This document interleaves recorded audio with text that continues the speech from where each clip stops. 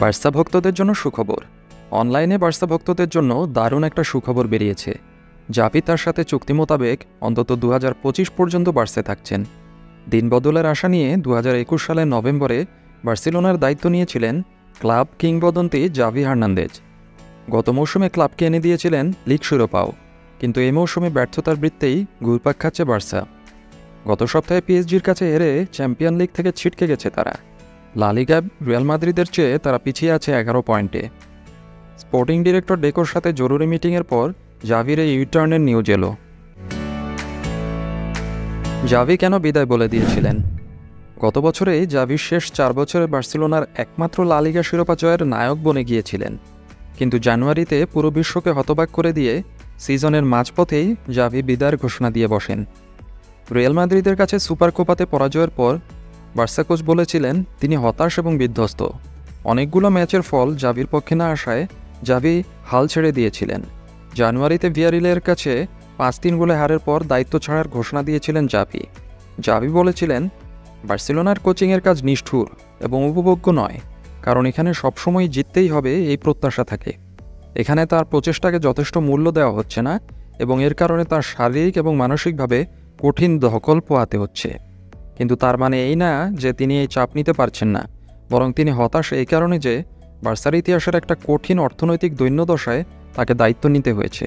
এখানে দায়িত্ব পালন করা খুব কঠিন, কারণ এখানে আপনার কাজের যথেষ্ট সম্মান দেওয়া হয় না। জাভি বলেন, আমি পেপ গার্দিওলার সাথেও কথা বলেছিলাম, তিনিও একমত ছিলেন।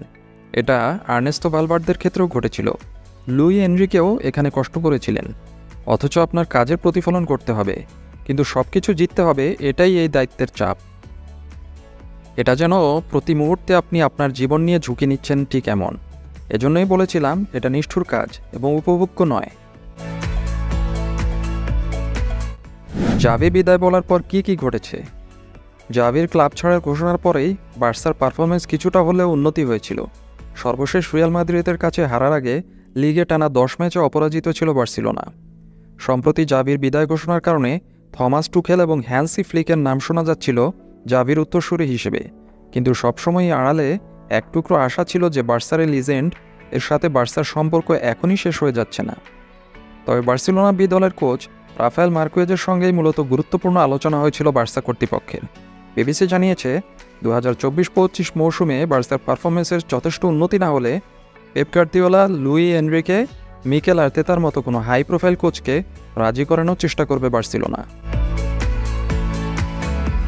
সর্বশেষ কি জানা গেছে?